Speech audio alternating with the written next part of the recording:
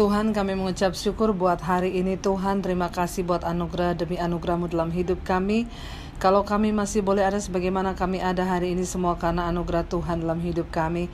Ajar kami Bapa selama hidup ini untuk terus mencari kehendak dan rencana Tuhan dalam hidup kami, supaya hidup kami sungguh-sungguh memuliakan Engkau Tuhan. Terima kasih Bapa, urapi hamba-Mu yang tidak ada apa-apanya, dan bukakan setiap rahasia kebenaran firman-Mu bagi kami.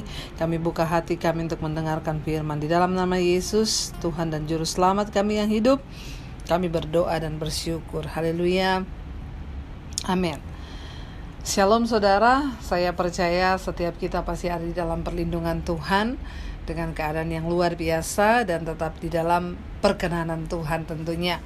Ya, hari ini kita akan sama-sama belajar dari firman Tuhan. Saya beri tema firman Tuhan hari ini, akibat dosa yang tersembunyi.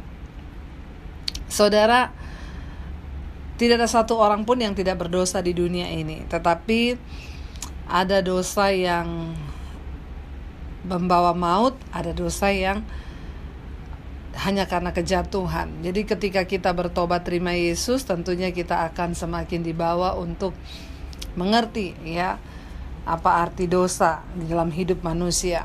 Nah, kita mau belajar sama-sama hari ini dosa yang berdampak bahkan bisa membawa maut dalam kehidupan orang percaya. Ketika setan membujuk kita untuk melakukan suatu dosa, maka setan juga akan membuat kita berusaha untuk menutupi dosa yang kita lakukan itu. Kenapa? Karena setan tidak ingin kita hidup di dalam keterbukaan. Setan ingin kita menyembunyikan dosa sehingga hidup kita terkutuk jauh dari Tuhan dan bahkan menderita. Satu saat ada satu orang bapak yang menghubungi saya, lalu dia berkata begini, "Bu, saya mau tanya nih kepada ibu ya. Saya ini dulu kehidupannya itu nggak baik. Saya tidak menurut pada firman Tuhan. Saya tukang selingkuh. Ya, beberapa kali saya selingkuh dan menyakiti hati istri. Tetapi satu saat saya dijamah Tuhan, lalu saya bertobat. Dan saat itu saya ingat banget, saya pernah panggil istri saya dan saya berkata kepada istri saya, kalau nanti saya selingkuh lagi, maka biar Tuhan bikin usaha kita bangkrut. Dan akhirnya berjalan beberapa waktu, ya saya tetap beribadah bersama istri. Semuanya baik-baik saja. Tetapi beberapa bulan terakhir ini, Bu, saya tuh bingung karena toko saya sepi, bahkan barang di gudang pun ya masih tetap utuh karena penjualan tersendat dan bisa dibilang saya sekarang terancam bangkrut.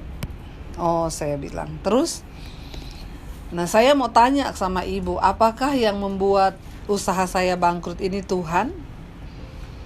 Lalu saya berkata kepada dia, saya bilang, Pak, berarti kan kalau dengar dari cerita Bapak yang tadi di depan Bapak ngomong, Bapak pernah berkata sama istri dan juga sama Tuhan, kalau saya selingkuh lagi, maka Tuhan bikin usaha saya bangkrut. Ya. Berarti sekarang nih Bapak selingkuh. Berarti kan tadi Bapak bilang udah diambang kebangkrutan. Dia nggak mau jawab dengan jujur, dia malah gimana ya Bu? Ya saya nggak tahu, makanya nih saya mau tanya Bu, apa Tuhan yang bikin saya bangkrut? Enggak, saya mau tanya dulu Pak, berarti Bapak sekarang selingkuh? Kan itu yang Bapak ngomong tadi di depan. Ya, jadi sekarang tuh saudara, orang itu kadang-kadang kalau mau konseling ya, makanya saya juga minta ya kepada saudara, kalau mau konseling itu terbuka dari awal. Ya, kasih tahu kepada hamba Tuhan, begini-begini, jangan ditutupin. Akhirnya ya untung saya juga dikasih hikmat sama Roh Kudus, saya peka, saya tanya, berarti Bapak sekarang selingkuh? Lalu dia mulai jawab, iya Bu, jadi gini Bu, kemarin tuh saya jatuh sama sekretaris saya di kantor, lalu kami beberapa kali melakukan hubungan. Nah itu saudara ya, jadi dosa yang disembunyikan itu pasti membawa dampak dalam hidup kita. Jangan menyembunyikan dosa, saudara. Kenapa? Karena dosa itu pencabut damai sejahtera nomor 1 dalam hidup manusia. Kita akan belajar dari kisah satu orang tokoh di Alkitab yang cukup luar biasa. Dari 2 Samuel pasal yang ke-11 kita baca sama-sama. Di sana kisahnya tentang Daud dan Betseba. Ya. 2 Samuel pasal yang ke-11, Daud dan Betseba. Pada pergantian tahun, pada waktu raja-raja biasanya maju berperang, maka Daud menyuruh Yoab maju beserta orang-orangnya dan seluruh orang Israel. Mereka memusnahkan Bani Amon dan mengepung kota Raba. Sedang Daud sendiri tinggal di Yerusalem. Jadi waktu musim perang, Daud suruh anak buahnya berperang dan dia tinggal di kerajaan. Ayat yang kedua, sekali peristiwa pada waktu petang ketika Daud bangun dari tempat pembaringannya, lalu ia berjalan-jalan di atas sotoh istana, tampaklah kepadanya dari atas sotoh itu seorang perempuan sedang mandi. Perempuan itu sangat elok rupanya. Ya saudara, jadi kalau saudara itu bertanyalah yang ada di Alkitab. Jangan bertanya yang tidak ada di Alkitab. Ada yang tanya sama saya, Bu, itu kenapa kamar mandinya Betseba dibikin di dekat soto rumahnya Daud, dekat soto istananya Daud? Ya itu gak usah ditanya ya, kenapa kamar mandinya ada di sana. Saya juga gak tahu saudara. Tapi yang pasti Daud melihat seorang perempuan lagi mandi ketika dia lagi tidak berperang. Makanya orang itu kalau kebanyakan nganggur, biasanya banyak bikin dosa. Makanya saudara dalam hidup itu jangan kebanyakan nganggur. Kalau gak ada kerja, cari kerjaan biar gak nganggur. Ya kalau nganggur tuh bikin dosa akhirnya yang kayak begitu. Ya jalan-jalan, orang lain pergi berperan, ini dia malah jalan-jalan di atas soto rumah. Lalu datanglah iblis menggoda dia. Ya lalu dia lihat elok rupanya wanita itu yang lagi mandi. Lalu Daud menyuruh orang bertanya tentang perempuan itu dan berkata, itu adalah Betseba binti Eliam, istri Uria orang Het itu. Jadi peristiwa perselingkuhan Daud dengan Betseba itu tidak terjadi satu kali ketika ketemu langsung cantik ya selingkuh yuk. Enggak saudara ya. Dosa itu selalu ada prosesnya ketika mau terjadi. Ya, ada prosesnya dulu. Daud tertarik melihat dia, lalu dia biarkan pikirannya bermain, dia biarkan keinginan dagingnya bermain, lalu dia kirim anak buahnya untuk tanya, cari tahu, cari info ya. Siapa perempuan yang mandi jam 3 sore waktu itu mungkin ya, yang rambutnya warna kuning, badannya elok, bodinya seksi. Nah itu Daud suruh orang nyari. Ya makanya orang tuh kalau jatuh dalam dosa enggak langsung jatuh, enggak.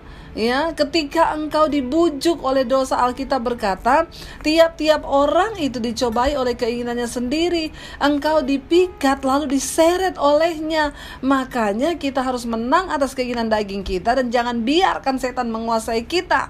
Ya, kita harus berkata tidak kepada dosa. Begitu sekali dosa kecil masuk dalam pikiran, langsung tolak di dalam nama Yesus. Akhirnya orang pergi cari tahu. Ya, lalu dia bawa kepada Daud berita, oh iya raja, saya udah dapat nih ya. Ternyata namanya itu Betseba. Dia itu istrinya Uria, anak buahnya tuan raja yang sekarang lagi berperang orang Het itu. Ya. Ayat 4, sesudah itu Daud menyuruh orang itu mengambil dia. Ya, lihat ya Daud, dia tahu saudara, sebenarnya hatinya sudah berbicara. Daud adalah orang yang dipenuhi Roh Kudus ya. Pengurapan Tuhan ada di atas dia. Tapi saudara lihat, dia menyuruh orang itu kembali, panggil dia ya, aku pengen ketemu sama dia ya. Lalu sesudah itu Daud menyuruh orang itu mengambil dia. Perempuan itu datang kepadanya lalu tidur dengan dia ya. Ya mungkin ada yang berkata ya kenapa Betseba juga mau. Ya pada zaman itu Daud itu seorang pemimpin yang punya nama ya. Ketika dia melakukan apapun ya bisa dia melakukannya ya. Jadi ya Betseba mungkin ya raja nih yang panggil tidur ya. Akhirnya dia tidur dengan perempuan itu. Alkitab berkata, lalu Daud tidur dengan dia. Perempuan itu baru selesai membersihkan diri dari kenajisannya. Kemudian pulanglah perempuan itu ke rumahnya. Lalu mengandunglah perempuan itu dan disuruhnyalah orang memberitahukan kepada Daud demikian, aku mengandung. Saudara, lalu perempuan itu hamil atas perbuatan Daud, dia mengandung saudara. Lalu dia kirim orang suruh tolong bilangin Daud, saya ini sekarang lagi hamil anaknya Daud ya. Karena suaminya kan lagi di perang saudara, lama di perang itu berbulan-bulan ya. Lalu dia mengandung saudara. Tidak ada satu dosa pun yang tidak ada akibatnya. Makanya orang itu kalau mau melakukan dosa dipikir baik-baik. Kenapa? Karena setiap dosa itu pasti ada resiko. Setiap keputusan ya ada sebab, ada akibat. Jangan cuma mau menanggung enaknya tapi gak mau bayar harganya. Dosamu ketika engkau datang minta ampun, Tuhan ampuni, tetapi resikonya harus tetap dibayar. Nah, disinilah banyak orang yang tidak kuat ketika dia harus membayar harga, menanggung akibat dosa, saudara ya. Lalu Daud menyuruh orang kepadanya, ya, kepada Yoab. Daud menyuruh orang kepada Yoab, panglima perang yang lagi berperang itu. Daud bingung nih, saudara, ya. Karena ada orang ngomong Batseba hamil, ya. Lalu Daud bingung, aduh, kok hamil ya? Lalu gimana ini dia?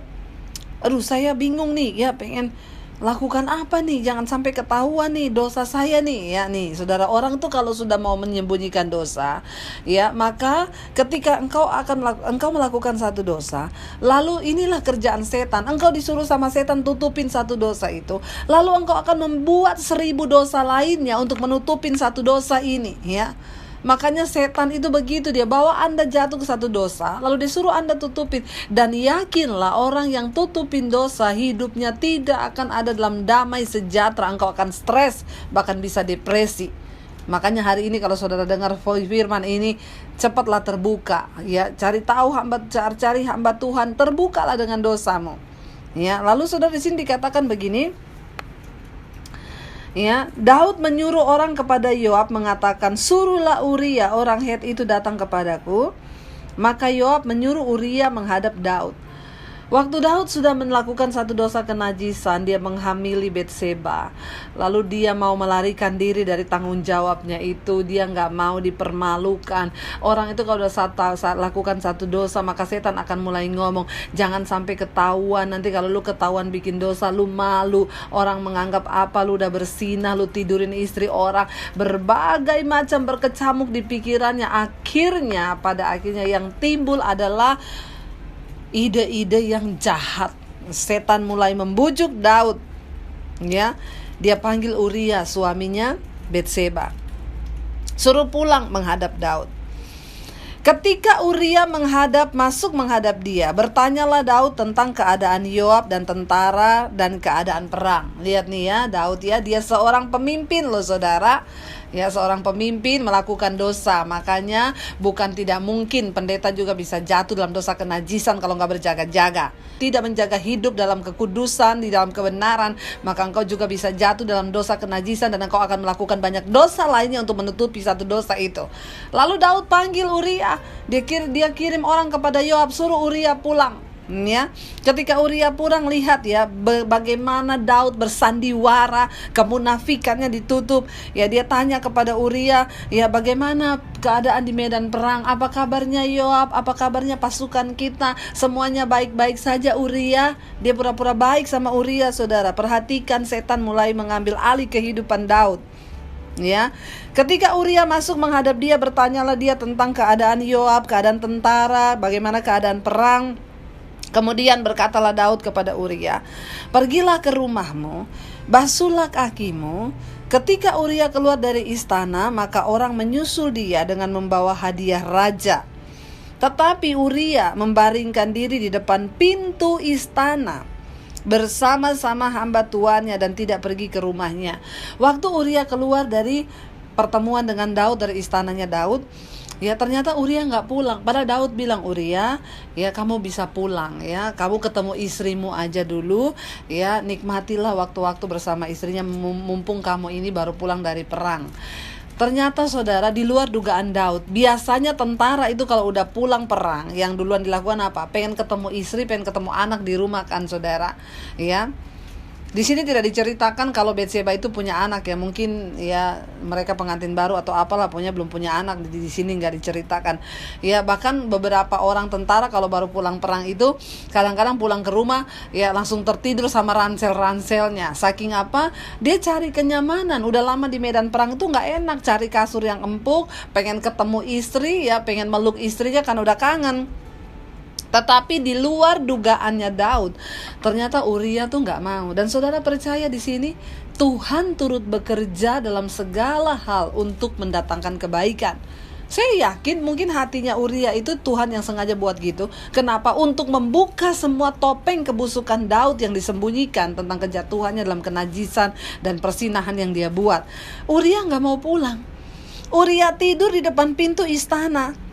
Di situ dikatakan Uria membaringkan diri depan pintu istana bersama hamba-hambanya dan tidak pulang ke rumahnya. Kenapa saudara? Lalu ayat 10 diberitahukanlah kepada Daud demikian, Uria tidak pulang ke rumahnya. Lalu berkatalah Daud kepada Uria, bukankah engkau baru pulang dari perjalanan dari perang? Mengapa engkau tidak mau pergi ke rumahmu? Daud sampai bingung, tanya kepada Uria, loh kamu ini kan baru pulang perang, berbulan-bulan kamu di medan perang, kenapa kamu gak mau pulang ketemu istrimu? Karena Daud berharap Uria pulang tidurin istrinya supaya kalau istrinya didengar hamil itu karena perbuatan Uria. Saudara perhatikan, waktu orang menyembunyikan dosa, maka dosa yang lain yang lebih jahat akan masuk. Itu cara kerja iblis saudara. Makanya hari ini bebaskan dirimu dari semua ikatan dosa. Kenapa? Yesus sudah datang untuk memerdekakan kita dari apa? Dari hukum dosa dan hukum maut. Karena Tuhan gak mau engkau hidup di dalam kekacauan, kegalauan. Orang yang menyimpan dosa itu hidupnya gak tenang saudara, ya. Lalu diberitahukan kepada Daud. Daud panggil, tanya, kenapa kamu gak mau pulang Uria? Kamu kan baru pulang dari perang. Ayat yang ke-11. Tetapi Uria berkata kepada Daud, tabut serta orang Israel dan orang Yehuda diam di dalam pondok. Juga tuanku Yoab dan hamba-hamba tuanku berdiri di kemah di padang. Masakan aku pulang ke rumahku untuk makan dan minum dan tidur dengan istriku? Demi hidupmu dan demi nyawamu aku takkan melakukan hal itu. Saudara, Uria adalah seorang prajurit yang luar biasa. Ketika Daud menyuruh dia pulang, ternyata itu adalah niat jahatnya Daud untuk menjebak Uria, menutupi dosa kebusukannya. Tetapi Uria berkata kepada Daud, orang Israel, tabut Allah, bahkan panglima perangku Yoab lagi ada di padang, mereka tidak tidur, mereka hanya tidur di pondokan di padang gurun. Apakah pantas aku seorang prajurit harus pulang ke rumah dan bersenang-senang makan dan minum dan tidur dengan istriku? Lalu Uria berkata apa? Demi nyawa dan hidupmu raja, dan demi nyawaku juga, aku tidak akan melakukan hal itu. Saudara lihat, Uria adalah seorang prajurit yang luar biasa. Harusnya Daud bangga memiliki seorang prajurit yang seperti ini. Tetapi karena dia punya kepentingan licik dan jahat untuk menutupi dosanya, dia merasa dia tidak berhasil, ya. Lalu apa yang dia lakukan saudara?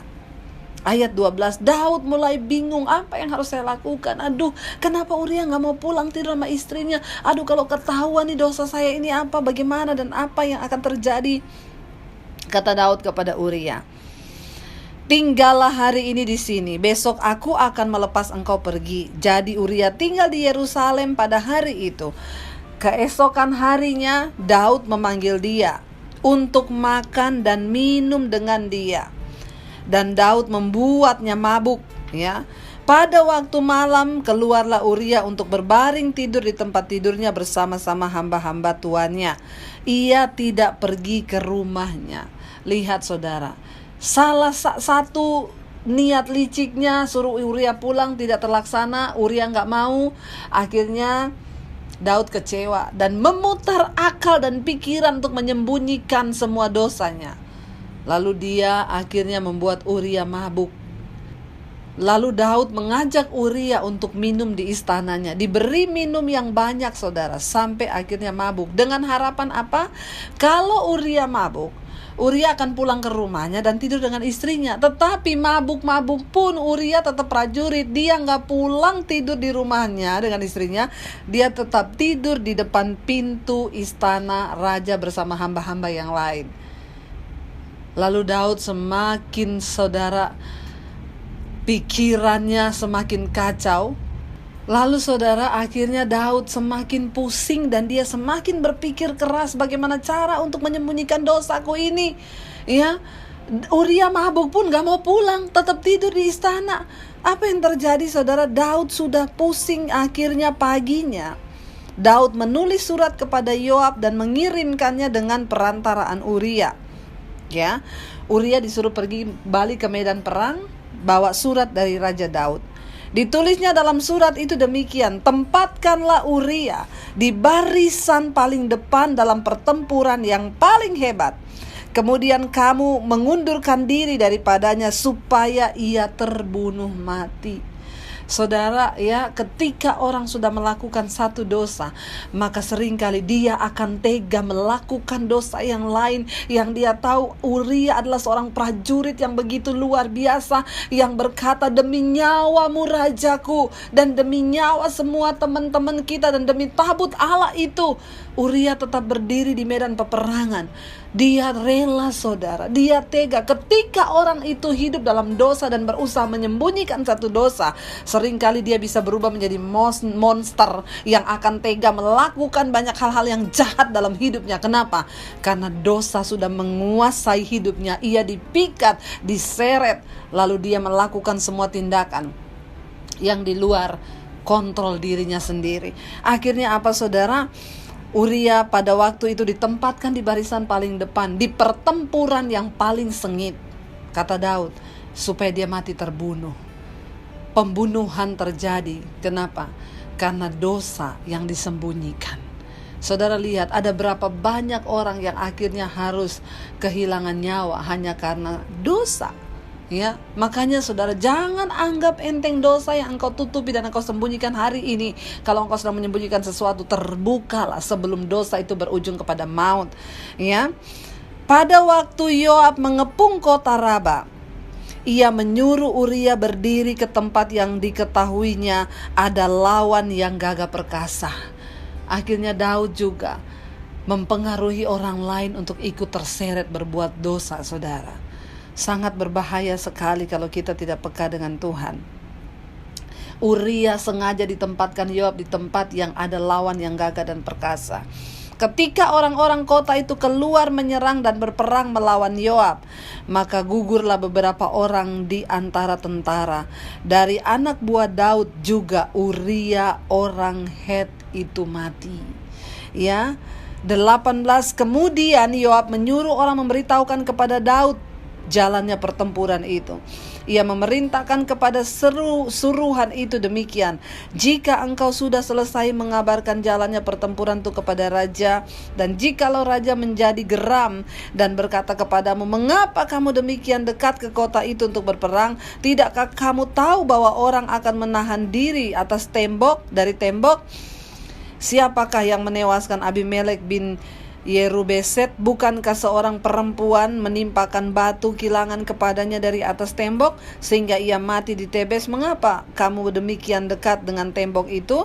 Maka haruslah engkau menjawab berkata, juga hambamu Uria orang Het itu sudah mati.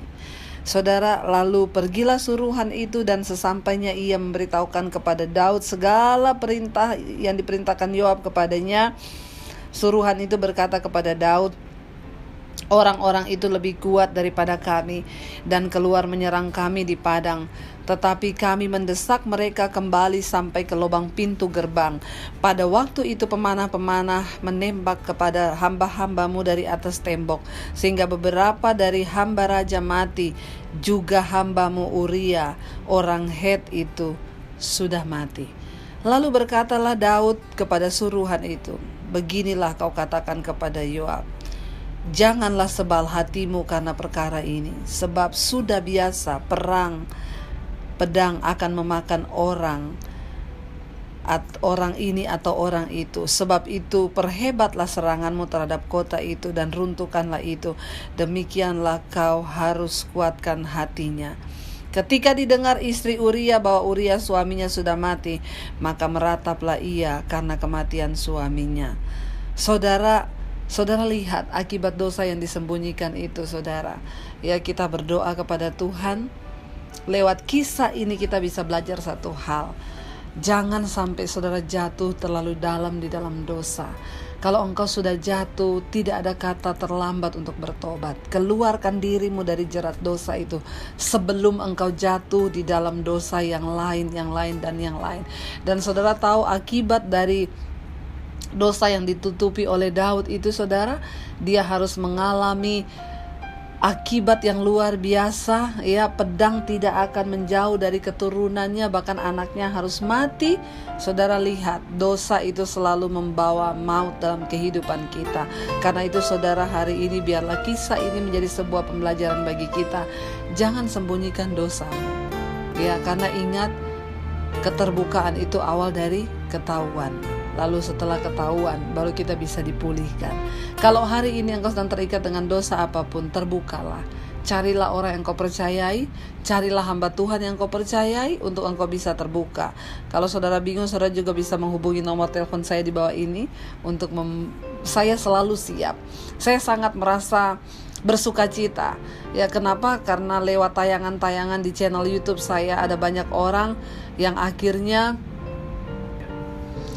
saya bersyukur, saudara, karena lewat channel YouTube saya ini saya banyak yang menerima konseling dari orang-orang yang akhirnya terbuka. Ibu, saya mau terbuka. Saya terikat dengan dosa kenajisan, dengan homoseksual, dengan ini.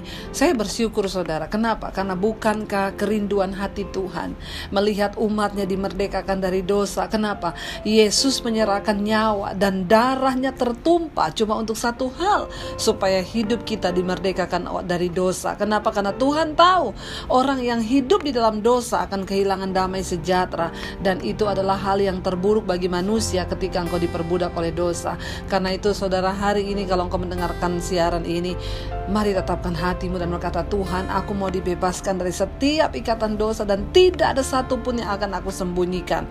Karena firman Tuhan berkata, yang berbahagia adalah mereka yang dosanya itu diampuni oleh Tuhan. Bagaimana Tuhan bisa mengampuni dosa kita? Cuma satu, ketika engkau datang di kakinya dan mengakuinya. Ya, dan saudara, ketika engkau mengakui dosamu, maka Tuhan hari ini memberkati hidupmu. Saya berdoa supaya kita semua menjadi orang-orang yang dimerdekakan dari dosa, supaya hidupmu bisa berbahagia. Ingat saudara, hidup kita singkat di dunia ini. Alkitab berkata cuma 70 tahun. Kalau kita kuat bisa 80, ada yang mencapai 100. Tapi kebanggaannya adalah sakit, penyakit, dan penderitaan. Dan karena itu hari ini kalau engkau diberikan kesempatan hidup oleh Tuhan, mari hidup di dalam perkenanannya. Saya akan berdoa buat setiap kita hari ini. Mari kita tundukkan kepala. Bapa, kami bersyukur Tuhan, lewat firman-Mu kami boleh diberikan sebuah pembelajaran bahwa dosa yang ditutupi itu akan membawa dampak yang tidak baik, bahkan bisa menyebabkan maut dalam kehidupan kami. Kami berdoa hari ini Bapa, sebagai seorang suami, istri, anak, ataupun orang tua, kalau ada dosa yang kami tutupi, kami mohon pengampunan, karena kami tahu itu bisa membawa kutuk dalam kehidupan kami, seperti halnya Daud membawa kutuk pada keturunan yang selanjutnya. Kami berdoa Bapa, mampukan kami Tuhan untuk melepaskan diri dari setiap ikatan dosa, karena kami tahu iblis sedang berusaha menyeret kami jauh dari Tuhan dan membawa kami dalam ikatan dosa kami. Tapi kami tahu Tuhan mengasihi kami, dan bukan secara kebetulan kami mendengarkan khotbah hari ini Bapa, supaya hidup kami semakin diubahkan dan dipulihkan. Terima kasih Tuhan buat setiap kebenaran-Mu yang memerdekakan kami. Di dalam nama Yesus kami percaya Roh Kudus-Mu memberikan kami kekuatan untuk keluar dari setiap ikatan dosa kami, dan kami boleh hidup menyenangkan hati Tuhan. Hanya di dalam satu nama Tuhan kami Yesus Kristus kami sudah berdoa dan bersyukur. Haleluya. Amin.